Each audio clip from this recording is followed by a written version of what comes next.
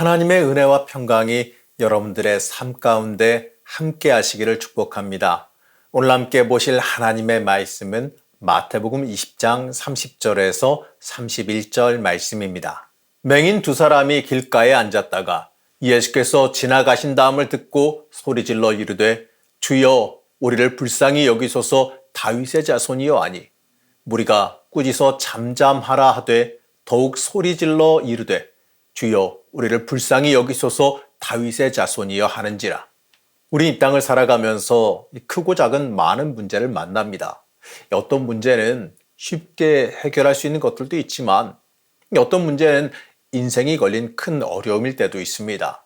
어려운 이 고난의 문제를 만났을 때 이 대부분의 사람들은 이 본능적으로 그 문제에 집중하게 됩니다. 이처럼 이 고난을 만났을 때 이 대부분의 신앙인들은 하나님 앞으로 나와서 문제 해결을 간구합니다. 심지어 이 고난은요, 이 때때로 믿지 않는 사람들까지도 하나님 앞으로 나오게 만들기도 합니다.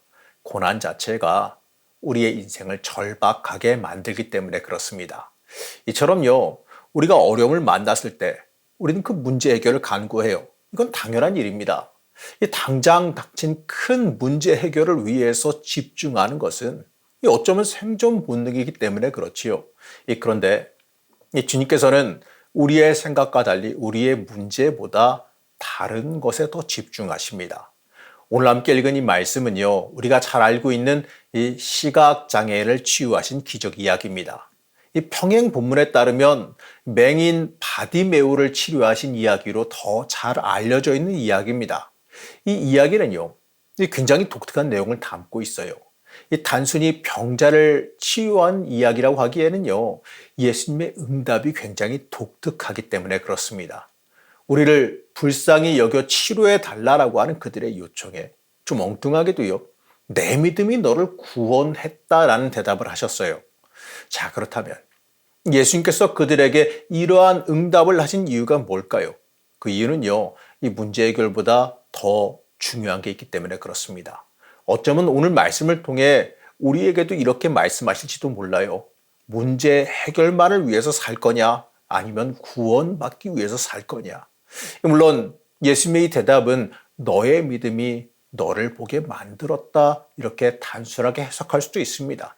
그런데 왜 예수님께서 굳이 이 문제 해결을 구할 때 구원에 대해서 언급하실까? 예수님께서 우리에게 내 문제 해결이 전부가 아니다라고 말씀하시는 것은 아닐까요? 오늘 말씀을 살펴보면서 우리가 인생을 통해 무엇에 집중해야 되는지, 어떠한 삶을 살아가야 되는지에 대해서 함께 살펴보도록 하겠습니다. 우리는요, 먼저 이들이 어떻게 행했기 때문에 예수님께서 관심을 가지고 가다가 돌아서서 그들을 보셨는지 여기에 주목해야지요. 예수님께 주목받았다라는 것, 예수님께서 돌아보셨다라는 것이 해결의 시작이기 때문에 그래요. 여기에 대해서 조금만 살펴보겠습니다. 먼저요, 이들은 할 수 있는 자리에서 충실했어요. 이들은요, 예수께서 오시는 길가에 앉아서 구걸을 했다 이렇게 말합니다. 당시 히브리 사회에서 맹인은 철저한 약자죠. 앞이 보이지 않으니까 할 수 있는 일은 사람들의 도움을 구하는 구걸밖에 없습니다. 이것이 거의 유일한 일자리지요. 이들이 거리에 나와 앉은 것은요, 주어진 삶의 자리에 충실한 겁니다. 이들이 그러했을 때 예수님께서 자신들의 근처로 지나가시는 소식도 듣게 된 거예요. 이 맹인들은요, 눈으로 보지 못하니 소리에 집중했겠지요. 사람들의 소문, 특히 예수께서 많은 병자를 치유하신 이야기, 이 고칠 수 없다 여기던 그 병자들을 고친 이야기에 관심이 많이 갔을 겁니다. 그 소문을 듣고 막연히 나에게도 좀 그러한 기회에 예수님을 만날 수 있는 기회가 있으면 참 좋겠다 이렇게 생각했을 거예요. 그러니까 이들이 예수님이 오신다는 소리를 듣고 바로 반응할 수가 있었지요. 우리도요, 우리에게 주어진 삶의 자리에 충실할 때 이 주님께서 주시는 기회도 붙잡을 수가 있는 겁니다. 주님은 우리의 삶의 자리에 찾아와 주시기 때문에 그렇습니다. 그리고 두 번째는요, 이들은 간절히 부르짖었습니다. 이들의 두 번째 반응은 예수님이 지나가신다 이 소리를 듣자마자 바로 소리질러 부르짖었어요. 언제인가 이 새에 대해서 다루는 다큐멘터리를 본 적이 있어요. 어미새가 먹이를 물어오자 이 둥지는 서로 먹이를 먹겠다고 난리가 나요. 가만히 보니까 더 크게 입을 벌리고 간절히 몸부림치는 아기새가 더 많이 먹게 돼요. 하나님 앞에서도 마찬가지예요. 간절히 부르짖어야 됩니다. 어려운 문제를 만나면 우리는 하나님 앞에 간절히 부르짖어야 돼요. 오늘 말씀에서 보게 되면 이 맹인들이 얼마나 간절히 부르짖었습니까? 세상 그 누구도 할 수 없는 그 치유를 할 수 있는 분을 만났다라는 거예요. 그분만 붙잡으면 돼요. 이들이 얼마나 간절했겠습니까? 이들이 부르짖자 예수님을 따르던 무리들이 이들을 꾸짖습니다. 어디 감히 나섰냐 이거죠. 이들의 눈에는 맹인들의 절박함 이런 건 보이지 않았어요. 그저 자신들의 길을 막는 장애물처럼 여긴 겁니다. 우리가 이 주님 앞으로 나아갈 때 항상 장애물들이 등장합니다. 우린 이걸 뛰어넘어야 돼요. 우리의 인생에서 우리를 가로막는 장애물이 등장할 때 우리는 오히려 더 크게 부르짖고 더 강력하게 매달려야 됩니다. 더 강하게 하나님 앞으로 나아가야 합니다. 이 장애물이 가로막는다고 문제 해결을 포기할 수는 없지요. 해결하실 분이 내 앞에 있는데 이 장애물이 있다고 그걸 포기해서는 안 되는 거 아니겠습니까? 오늘 말씀에서 맹인들은 더 크게 소리 질렀습니다. 이렇게 간절히 기도할 때 응답하셨습니다. 물론 응답은요, 꼭 내가 원하는 것이 이루어지는 것만은 아닙니다. 주님께서 그 부르짖음에 움직이신다는 것, 사실 그 자체만으로도 응답이지요. 응답의 방향은 하나님께 달려있음을 잊지 말아야 됩니다. 문제 해결도 하나님의 방법으로 해결되는 것이 내 인생에 가장 복되다는 것을 잊지 말아야 됩니다. 우리 어려운 문제 하나님께 달려 있습니다. 세상 그 무엇도 해결 못하는 것을 하나님은 해결하실 수가 있습니다. 우리는요, 오늘 말씀의 이 맹인들처럼 이걸 믿어야 됩니다. 우리가 이 삶의 자리에 충실하며 하나님 앞에 간절히 매달리며 부르짖을 때 하나님께서 우리를 돌아보사 하나님의 뜻에 맞게 움직이시는 놀라운 은혜가 내 인생에 함께할 것을 믿어야 됩니다. 그리고 세 번째는요, 부르실 때 이들은 겉옷도 벗어 던졌어요. 예수님께서 이들의 부르짖음을 들으시고 멈춰서서 이들을 부르셨습니다. 그러자 이들은 이렇게 반응했습니다. 마가복음 10장 50절 말씀입니다. 맹인이 겉옷을 내버리고 뛰어 일어나 예수께 나아오거늘. 부르셨을 때 반응은 겉옷까지도 내버리고 뛰어갔어요. 이들에게 겉옷은 굉장히 중요한 재산입니다. 이 중동의 기후는 낮과 밤 온도차가 심한데 이들에게 겉옷은 생존에 굉장히 중요한 역할을 했어요. 그런데 주님께서 부르시자 그것도 중요하게 여기지 않고 그저 뛰어나간 겁니다. 이들에게 예수님 만나는 게 더 중요했기 때문입니다. 이건요, 우선순위의 문제지요. 이들의 이러한 모습에서 우리는 많은 것을 배워야 돼요. 주님 앞에 나아갈 때 무엇을 따지려 드십니까? 부르실 때 급한 건 내가 원하는 것을 먼저 하고 그 다음에 따르겠다 이렇게 해서는 안 돼요. 부르시면 그게 먼저예요. 예수님 만나고 변화한 사람은 무엇이 더 중요하고 무엇이 더 우선인지를 명확하게 알아야 돼요. 그것이 응답받을 만한 신앙인의 바른 모습입니다.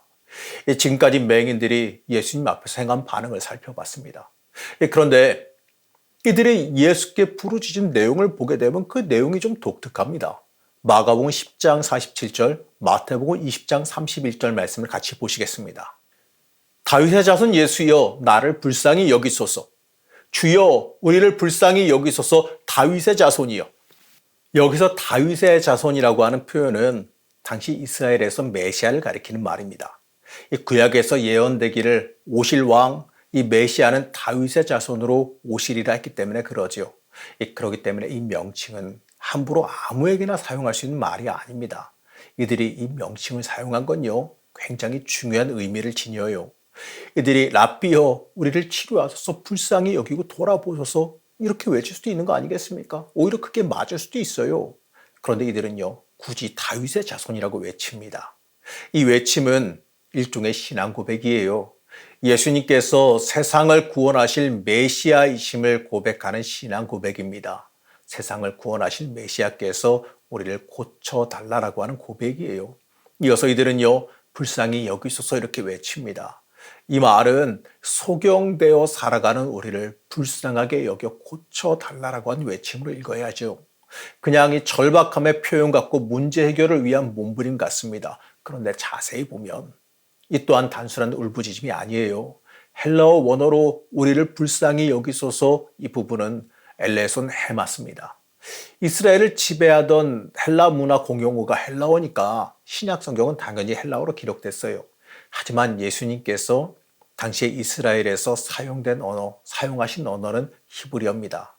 이 말씀의 배경에서 실제로 쓰인 말은 히브리어예요.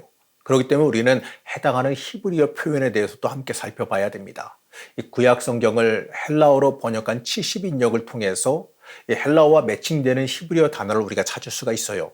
그래서 이 70인역에 의해서 보게 되면 엘레에손 불쌍히 여기다 이 말은 히브리어 헤세드와 매칭되어지는 번역입니다. 이 구약에서 헤세드는요, 사람의 불행에 대한 하나님의 사랑을 구할 때, 하나님의 은혜를 구할 때 주로 사용되어졌어요. 신약에서 엘레에손도 메시아의 신적 자비와 은혜를 구할 때 사용된 말입니다. 그렇기 때문에 오늘 맹인들이 예수님에게 불쌍히 여겨달라고 외친 이 외침은 그냥 단순한 울부짖음이 아니에요. 이 말은 예수님이 메시아임을 인정하고 그분 앞에 자비를 구하는 외침입니다. 예수님께 불쌍히 여기소서라고 하는 이 외침은 예수님이 내 인생의 메시아이십니다라는 고백이에요. 그리고 예수님만이 그 신적인 능력으로 내 모든 것을 해결하실 수 있다라고 하는 고백입니다. 다시 한번 말하면요, 내 삶의 주관자가 예수님이란 고백입니다. 이 말은 누가 내 인생의 주인이신지에 대한 명확한 믿음의 고백이에요. 이러한 이 믿음의 고백이 예수님의 발걸음을 돌렸습니다. 예수님이 이러한 간절한 부르짖음과 고백에 멈춰서서 그들을 부르십니다. 그리고 말씀하십니다. 내게 무엇을 하여 주기를 원하느냐. 당연히 이들은 예수님 앞에서 보기를 원한다라고 외치지요. 당연한 말이에요. 이들에게 뭐가 더 필요할까요? 가장 절박한 문제를 해결할 수 있는 분을 만났는데 무엇이 더 필요하겠습니까? 우리의 눈뜨기를 원합니다. 그런데 이들의 이 당연한 외침을 자세히 보면 이것 또한 재미가 있어요. 여기서 이 뜨다라고 번역된 이 아노이고시는요, 눈을 뜨다, 입을 열다, 태를 열다 이러한 의미로 다양하게 사용됩니다. 이 단어는 70인역에서 매칭해 보게 되면 열다라는 뜻을 가진 파타, 이 히브리어의 파타 단어에 해당됩니다. 이 구약 성경에서 이 파타라고 하는 이 단어는 하나님께서 직접 행하신 일에 주로 쓰여요. 사람이 할 수 없고 하나님께서만 할 수 있는 신적 행위를 말할 때 주로 쓰인 단어입니다. 그렇기 때문에 이들이 외친 이 고백은 오직 하나님만이 하실 수 있는 것을 해달라라고 하는 고백입니다. 다시 말하면요, 예수님은 신적인 능력, 바로 하나님의 권능으로 우리를 고치실 뿐이다라는 믿음의 고백이에요. 간단하게 말하면요, 예수님이 메시아시다라는 고백입니다. 어찌 보면 이 맹인들은 지독하게도 꾸준히 예수님에게 신앙 고백을 하고 있습니다. 결론적으로 이들의 고백, 메시아이신 예수님께서 우리를 구원하신다란 이 고백이 그들을 구원한 겁니다. 우리는 이들을 보면서 이러한 생각을 해봐야죠. 우리는 주님 앞에서 무엇을 외치고 있습니까? 무엇을 고백하고 있습니까? 우리에게 무엇을 원하느냐고 물으실 때 우리는 뭐라고 말하겠습니까? 단순히 내 문제 해결만을 원하십니까? 아니면 내 인생의 구원자를 만나길 원하십니까? 우리들처럼 내 인생의 문제 해결보다 하나님의 권능을 보기 원한다는 고백이 먼저 있어야 됩니다. 이제 예수님께서 이들을 치유하신 내용을 좀 더 보겠습니다. 이 공간복음에서 이 기적 이야기를 두고서 약간 다르게 기록하거든요. 이 치유의 부분도 서로 중요하게 여기는 관점에 따라서 달리 기록했는데, 이걸 통해서 우리는 예수님께서 이들에게 어떻게 치유하셨는지를 좀 다각도로 볼 수가 있어요. 먼저 마태복음은 이 자비로운 마음으로 맹인의 눈을 어루만져 치유하신 행위에 주목합니다. 유대인들은 이 장애인을 부정한 사람을 여겼기 때문에 시각장애인의 눈은 태어나면서부터 사람들의 손에 외면당했을 겁니다. 사람들이 가까이 하지 않았을 거예요. 그러한 의미에서 이들의 눈은 육체적인 장애와 함께 마음의 상처와 사회적으로 소외된 외로움의 상징입니다. 예수님은 이 말씀 한마디만 가지고도 그를 치료할 수 있어요. 눈 떠라면 되는 건데 그렇게 하지 않으시고 직접 어루만지심으로 그 마음도 함께 어루만지셨습니다. 예수님은 눈앞에 보이는 문제를 넘어서 그 인생의 근본적인 아픔을 모시고 위로하길 원하셨습니다. 그래서 우리는요, 예수님 앞에 우리의 모든 문제를 내어 맡겨야 돼요. 치유하시는 하나님이 우리의 근본적인 문제까지도 함께 치유하시기 때문입니다. 우리는 이걸 믿어야 됩니다. 마가복음은 그들이 즉각 고침을 받고 자유해졌음에 주목합니다. 당시의 시대적 배경을 보게 되면 시각장애인의 특성상 다른 사람의 도움 없이는 아무것도 할 수가 없어요. 그렇기 때문에 스스로 자유하게 무엇인가 할 수가 없었죠. 그러한 그들을 즉각적으로 자유하게 하셨어요.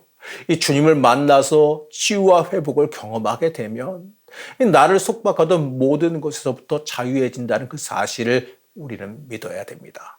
누가복음은요, 누가가 의사인 이유로 완전 치유되었다 여기에 주목합니다. 눈이 완전히 치유되어 잘 보게 됨에 주목합니다. 이처럼요, 예수님의 치료는 완전하지요. 그냥 흐릿하게 보이는 것이 아니라 완전하게 보이게 함으로써 모든 것을 회복시키셨어요. 이처럼 예수님의 회복은 완벽합니다. 그렇기 때문에 주 앞에 나올 때 그가 인도하시며 완전하게 하시는 분임을 우리가 먼저 믿고 고백해야 됩니다. 이처럼 이들의 치료를 살펴보면서 우리 잊지 말아야 될 게 있어요. 바로 이들의 치유 사건은 믿음이 전제되어 있다는 얘기예요. 구주 예수를 믿고 고백할 때 들으시고 응답하셨어요. 우리도 구주 예수를 믿고 고백할 때 그가 들으신다는 그 사실을 잊지 말아야 돼요. 응답은 믿음이 필요합니다. 마가복음에서 예수님이 이렇게 말씀하십니다. 내 믿음이 너를 구원했다. 믿음은 구원의 능력이 믿음은요, 구원의 능력이 우리에게 움직이게 만드는 거예요. 믿음이 구원을 불러오는 것이 아니라 이미 주신 것을 내가 받아먹게 만들어주죠. 내가 믿는다는 행위가 뭔가를 이루는 것이 아니라 주신 것을 받아먹는 행위라는 겁니다. 믿음은 우리의 입을 열어 먹는 행위예요. 우리에게 주신 은혜를 받아먹어야 됩니다. 우리가 믿음으로 예수님을 우리의 구세주로 고백할 때 우리에게 놀라운 치유의 역사, 해결의 역사, 구원의 역사가 일어남을 믿어야 됩니다. 우리는 문제 앞에서 문제를 넘어 우리의 구세주 되시는 예수님을 깊이 바라보며 그의 은혜를 구해야 됩니다. 공간복음 전체가 이들이 치유받은 이후에 어떻게 행동했는지 똑같이 기록하지요. 이 사람들이 예수를 따랐다 이렇게 기록합니다. 자유하게 하신 그 은혜를 힘입어서 스스로 결단하여서 제자로서 예수를 따라갔다 이렇게 기록해요. 눈을 뜨고 나서 하고 싶은 일 많았을 겁니다. 맹인으로 살아오면서 눈 뜨면 보게 되면 뭘 해야겠다, 무엇을 봐야겠다 이런 생각 많았겠지요. 얼마나 하고 싶고 보고 싶은 일이 많았을까요? 그러나 이들은 눈을 뜨고 망설임 없이 예수를 그 길에서 따라갔어요. 사랑하는 성도 여러분, 이 사람들이 살아간 삶이 바로 제자도의 삶입니다. 그에게 은혜 있고 그를 살아가기로 결단한 그 삶이 제자도의 삶이에요. 신앙인에게 중요한 것은 치유와 문제 해결 위해 어떻게 살아갈 거냐입니다. 누구나 문제 앞에서는 절박하지요. 고통 앞에서는 철저히 매달립니다. 그런데 문제가 해결된 이후에는 다 똑같지가 않아요. 이 대부분 자신이 하고 싶은 일, 원하는 욕망을 찾아 떠나가지요. 문제가 해결됐으니 그걸 누리러 세상으로 나갑니다. 이것만 누리고 이것만 하면 돌아오겠다고 말하지요. 어떤 경우에는요, 다시 문제가 생기기 전까지 돌아오지 않기도 해요. 성도는요, 문제 해결만을 위해서 살아가서는 안 됩니다. 문제에만 집중하는 삶을 살아가서는 안 됩니다. 거듭난 사람은 그에 맞는 삶을 살아야지요. 왜 다시 과거로 돌아가려고 하실까요? 오늘 말씀에 등장하는 맹인들은 망설임 없이 예수를 따라갔어요. 그리고 제자로 살아갑니다. 아쉬운 건 여러 자를 찾아봐도 이 맹인들, 이 바디메오가 이 어떠한 이 제자로서의 삶을 살았는지에 대한 그 기록은 없어요. 하지만 그가 그의 유일한 재산인 겉옷도 벗어두고 예수께 뛰어가는 모습을 보게 되면 그가 평생 예수를 따르며 그의 제자로 살았으리라 추정해 봅니다. 사랑하는 성도 여러분, 오늘 맹인이 외친 이 불쌍히 여기소서 이 고백을 잊지 마시기 바랍니다. 이 고백은 이 시대에 우리가 행해야 되는 올바른 신앙 고백이에요. 예수님이 내 인생의 메시아라는 고백, 헤세드를 바라는 그 고백을 우리가 해야 됩니다. 오직 예수라는 고백을 우리가 외쳐야 됩니다. 내가 변화되어 예수님이 내 인생의 생명되어 살아가야 된다는 이 고백을 우리는 당당히 외칠 수 있어야 됩니다. 우리는 예수님의 오심을 기다리는 대림절을 지나고 있습니다. 이 시기가 그냥 연말이면 돌아오는 절기로 여기지 마시기 바랍니다. 우리가 예수님의 오심을 기다리며 기린 이유가 뭘까요? 그냥 단순히 예수님 생일 축하하기 위해서 이건 아니거든요. 우리의 구원의 시작이기 때문에 그래요. 내 주인의 강림을, 나를 구원하실 놀라운 은혜를 기념하고 고백하기 위해서입니다. 주여 우리를 불쌍히 여기소서. 내 죄를 사하시고 나를 구원하신 예수님을 향해 당신이 내 주인이심을 고백하시기 바랍니다. 그리고 주인 앞에 내 인생을 맡기면 내려놓으시기 바랍니다. 이 땅에서 인간적인 문제 해결에 집중하지 마세요. 내 유익을 위해 문제 해결을 바라던 세상 중심에 우리를 내려놓으시고 이 주님의 영광을 위해 살아가길 원하는 삶으로 변화하시기를 시간 간절히 축복합니다.